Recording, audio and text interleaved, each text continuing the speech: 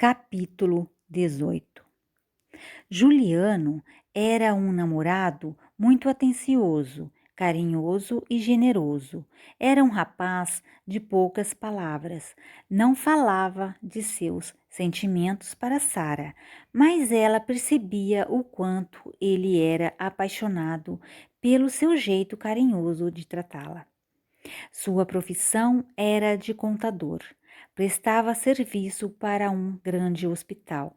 E este trabalho exigia muito dele, pois o hospital era uma entidade filantrópica e o governo federal estava cada vez mais diminuindo a verba para a saúde, enquanto as despesas hospitalares só aumentavam. Algumas vezes em que estava muito esgotado pelo árduo trabalho, mas ao encontrar-se com a namorada, logo desaparecia aquela nuvem cinzenta que pairava sobre a sua cabeça. Gostava de ver a leveza do seu sorriso, a paz que transmitia ao olhar para o seu rosto e seu jeito brincalhão. Sara era uma moça muito sorridente, achava graça em tudo e sua gargalhada era muito contagiante. Só de estar na presença dela, Juliano se esquecia de tudo o que tinha acontecido de ruim no trabalho. Ele estava muito feliz em ter essa linda e jovem namorada. Os breves momentos ao lado dela eram intensos e apaixonantes. Uma noite, após ter um dia tenebroso no trabalho, foi buscar a namorada em casa. Como sempre, ela estava sorridente, bem-humorada, fazendo Juliano se esquecer dos problemas de seu cotidiano. Ele segurou suas mãos, olhou-a nos olhos e, com muita gratidão, disse-lhe: Sou tão feliz por ter conhecido você. Você é muito importante para mim. Tenho muitos problemas no meu trabalho, mas quando estou ao seu lado, tudo se transforma para algo melhor. Você me dá tantas alegrias com seu jeito de ser. Ao ouvir as doces palavras do amado, Sara sentiu o costumeiro nó na garganta. O caminho para casa foi silencioso. Juliano achou que a tagarela Sara ficara muda por ele ter deixado o coração falar, coisa que ele nunca tinha feito antes com nenhuma outra mulher. Nem em 500 anos ele poderia imaginar o que se passava na vida daquele ser tão amado que estava ao seu lado. Certa noite, Juliano deixou Sara no portão de casa, mas não deu logo a partida no carro. Era uma noite congelante. A viu adentrar o portão e bater à porta chamando pela mãe. Achou isso estranho, pois geralmente os filhos têm a chave de casa e não precisam bater na porta para alguém abrir. Sara continuou chamando e não era atendida. Ele então saiu do carro e perguntou se a mãe dela teria saído. Ela lhe respondeu que a mãe estava em casa. De repente, a porta abriu e ela entrou. Já fazia alguns meses que eles namoravam e ela não convidava Juliano para entrar em sua casa. Ele achava que ela estava envergonhada por morar numa casa bem humilde, então não insistiu. A mãe continuava a lançar olhares furiosos, deixando bem claro que ele não era bem-vindo. Então ele resolveu tomar a iniciativa de convidar a futura sogra para o churrasco que ele ia fazer para comemorar seu aniversário que estava chegando. O convite foi feito no portão da casa da namorada, pois Maria não o convidou para entrar em sua casa. A mãe e o irmão caçula da namorada participaram da pequena festa que ele organizara e foram bem recebidos por sua família. Mesmo assim, ele não conseguiu ter a amizade de Maria e continuou deixando a namorada na porta de casa. Ele estava intrigado com essa situação. Juliano gostava de pescar. Ia sempre pescar com os amigos. Sua isca favorita era minhoca. A namorada falou que no quintal de sua casa havia muitas minhocas e ofereceu para ele cavar a terra e pegá-las. Era sábado de manhã quando Juliano adentrou pela primeira vez a casa da menina. Maria estava na cozinha preparando alguma coisa na pia.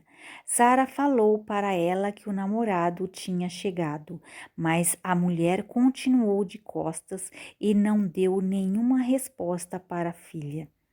Ele a cumprimentou e também não houve resposta. Juliano achou que talvez a mulher fosse surda e a namorada não tivesse lhe informado da deficiência da mãe. Falando um pouco mais alto, pediu-lhe a permissão para pegar algumas minhocas no seu quintal. Novamente, sem resposta. Juliano percebeu que Sara estava envergonhada com a atitude estranha da mãe e resolveu ir logo para o quintal cavar onde a namorada apontara. Ao sair, se despediu da mulher e recebeu de volta só um resmungo. Estava cada vez mais intrigado. Certa noite, ao buscar a namorada em casa, notou que ela estava silenciosa e um pouco triste. Achou que pudesse estar na TPM. Mas havia tanta tristeza em seus olhos que Juliano ficou muito preocupado e perguntou o que acontecera. Ela começou a chorar. Era um choro tão comovente que ele ficou desesperado. Não sabia o que fazer para ajudá-la. Seus soluços cortavam seu coração. Quando ela se acalmou, ele ouviu a pior história que ouvira nos seus 38 anos de vida. Capítulo 19. A rebeldia de Sara em continuar com seu namoro estava sufocando Maria. Quando ela foi convidada a ir no aniversário do rapaz, percebeu que esse namoro ia dar em casamento, pois viu que Juliano era um rapaz de boa família e um bom partido. A mulher não ia tolerar ver a filha tendo um bom casamento, mudando de vida, enquanto as outras filhas viviam uma vidinha medíocre, com maridos assalariados e morando em casas de aluguel. Maria tinha que apostar todas as fichas para acabar com esse namoro. Ela não suportava ver aquela carinha feliz da moça, enquanto ela mesma não fora feliz nos 2 casamentos que tivera, pois os maridos morreram pouco tempo depois, deixando-a na solidão e com tantos filhos para criar. Sara não ia ser feliz, pois ela não iria deixar. Para a garota desistir desse maldito namoro, ia pegar mais pesado, nem que tivesse que ameaçar o idiota do namorado da filha. Aproveitou o ensejo para amedrontar a filha, dizendo-lhe que, se ela não terminasse com esse namoro, iria pedir ao Tião, o seu genro mais velho, um negro alto e forte, que punha respeito só com a sua presença por causa do seu porte físico, para dar uma surra no Juliano. Maria pensou que com essa ameaça a moça iria ficar com medo ao imaginar que o amado pudesse sofrer as consequências por causa da sua rebeldia. Iria baixar a guarda e a mãe, mais uma vez, sairia vencedora, pois a sua vontade sempre prevalecia. Para a revolta de Maria, Sara não lhe dava ouvidos. Era sufocante para a mulher ver a menina com aquela insuportável cara de felicidade se preparando para sair com o namorado. Se eles iam a algum evento que seria em lugares abertos, Maria ficava na torcida para que chovesse e acabasse com a felicidade do casal. Maria queria prender a filha dentro de casa, se preciso fosse até acorrentá-la, só para não vê-la saindo com esse namorado que fazia de tudo para agradá-la.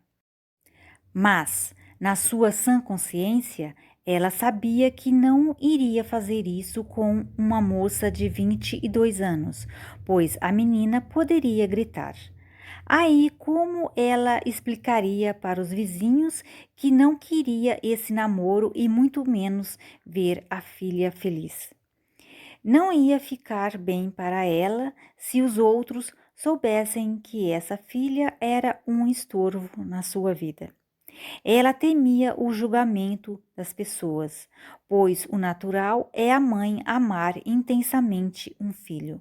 Mas, no caso de Sara, ela não tinha outro sentimento senão ódio por essa infeliz ter vindo no lugar de um filho. Mas Maria estava decidida, não ia dar uma trégua, nem por um dia. Ia batalhar com todas as suas forças, pois essa menina era osso duro de roer. Sara iria aprender a obedecê-la, nem que para isso a mãe tivesse que ir mais longe e usar todas as armas possíveis para acabar com esse relacionamento, pois não ia se dar por vencida até ver a desgraçada voltando a ser sua subordinada para sempre. A mulher nem queria imaginar se esse cara resolvesse casar com a filha. Tirá-la de casa? Isso nunca. Essa infeliz poderia casar com qualquer um. Ela até aceitaria, mas casar com esse cara e viver uma boa e feliz vida? Nem pensar. Então Maria resolveu mostrar à menina o seu devido lugar no mundo, dizendo: Esse cara não é para o seu bico, se enxerga, menina. Mas o namoro continuava firme e forte para a revolta de Maria. Chegou a falar com uma amiga que tinha um filho que vivia à custa da mãe, pois não era muito chegado ao trabalho. Achava que para Sara o moço ia servir como marido. Também fazia isso para a menina saber que não era melhor que suas filhas e para continuar com a sua vida miserável depois de casada. Maria convidou mãe e filho para almoçarem em sua casa, mas a esperta Sara percebeu suas intenções e caiu fora. Maria quase teve um infarto ao ser informada de que os namorados estavam resolvendo o dia do enlace matrimonial e ainda iriam viajar de avião para passar a lua de mel nas praias nordestinas. As outras filhas não tiveram lua de mel, tampouco ninguém da sua família tinha viajado de avião.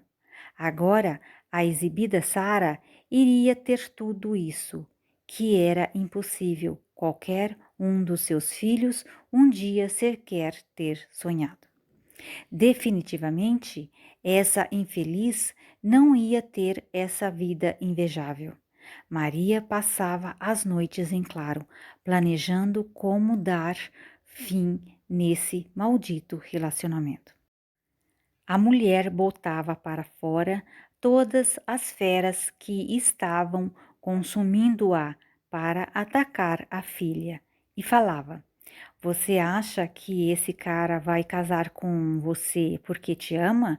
Claro que não. Ele deve ter uma amante do nível social dele. E ela deve ser comprometida e, para despistar, ele vai casar com uma tonta que é você, só para cuidar da casa dele. Ele só vai te querer como uma empregadinha. Enquanto ele estiver nos braços do seu grande amor, você estará lavando as cuecas dele. Capítulo 20. Sara estava radiante com a proximidade do casamento. Era uma correria para preparar tudo. Estava ansiosa, pois o sonho estava bem próximo de se tornar realidade. Iria casar com um homem dos seus sonhos e que amava. Tinha que ignorar os olhares e as perguntas dos conhecidos curiosos, pois a mãe espalhara para quem quisesse ouvir que a filha estava casando por estar grávida. Mas a sua felicidade era maior e ela não tinha tempo para dar importância aos mexericos e já estava cada vez mais imune ao veneno da mãe. Assim achara, mas estava enganada. A mãe, cautelosa, sabendo que a filha poderia agora contar todas as crueldades que sofrera em casa para o noivo, alertava: já que você vai se casar, fica sabendo que a gente não conta o passado de nossa vida para o marido. Ele pode te julgar mal e querer se separar de você. Então é melhor você não contar nada para ele. Mas ainda Maria não deu por vencida. A mulher tinha mais uma carta na manga para pôr fim nesse relacionamento antes do casamento acontecer. Faltava uma semana. Então, mais que depressa, a mulher foi até a casa dos futuros sogros de Sara e contou a sua versão da história. E avisou-os que a sua filha era uma grande mentirosa e não era para ninguém acreditar em nenhuma palavra que ela dissesse, pois Sara tinha um caráter duvidoso e sofria de transtorno de psicopatia. Capítulo 21. Sara estava deitada em sua cama, olhando para as telhas que cobriam a sua cabeça por 23 anos. Conhecia cada detalhe do telhado e até o gotejamento nas noites chuvosas, quando tinha que arrastar a cama para não se molhar com as muitas goteiras que tinha no seu quarto. Telhado que seu pai havia feito há muitos anos atrás, quando ela nem tinha nascido ainda. Não lembrava muito do rosto dele, mas só de imaginar que as mãos do pai estiveram em cada telha, sentia-o mais perto de si e podia sentir até o seu afago. O sono profundo veio de repente, sem chance de absorver o que acabara de fazer. Viu-se andando em uma estrada rural, lamacenta e deserta. Olhava para um lado e para o outro, e só via barrancos, ora altos, ora mais baixos, com várias raízes à mostra, de árvores que despontavam verdinhas lá no alto. O único som que ouvia era dos seus passos e da sua respiração ofegante, como se estivesse caminhado por horas a fio. E suas pernas também doíam, e o corpo estava cansado da caminhada exauriente. Mas ela não lembrava como chegou ali e muito menos por quantas horas já estava caminhando. Continuou andando, pois não havia outra opção. Algum tempo depois, começou a ouvir algo, mas não sabia identificar o que era, pois o som estava distante. O som foi se aproximando e ela ficou confusa, pois não conseguia distinguir se era barulho do motor de um carro ou de patas de cavalo a galope. Olhou para trás e viu uma forte luz que cegou instantaneamente seus olhos, e no meio dessa luz estava ele. Ela reconheceu aquele rosto tão querido. Sua alma se encheu de calor, aquele calor gostoso quando se encontra o ser amado. Ele lhe estendeu a mão. Ela viu que ele estava montado em um cavalo branco e, ao pegar a mão que lhe fora estendida, ouviu um ronco de motor de carro que se distanciava dela e sumia ao dobrar a esquina. E a dor profunda e costumeira da solidão rasgou-lhe o peito. Epílogo. Caro leitor, como você acha que termina essa história? Alternativa A: Sara suicidou-se? Alternativa B: teve filhos e não os ama, pois ninguém dá aquilo que nunca recebeu? Alternativa C: é viciada em drogas, álcool e ou remédios psicoterápicos? Alternativa D: teve várias internações em hospitais psiquiátricos? Se você escolheu uma ou mais dessas alternativas, você está errado. Essa mulher sou eu.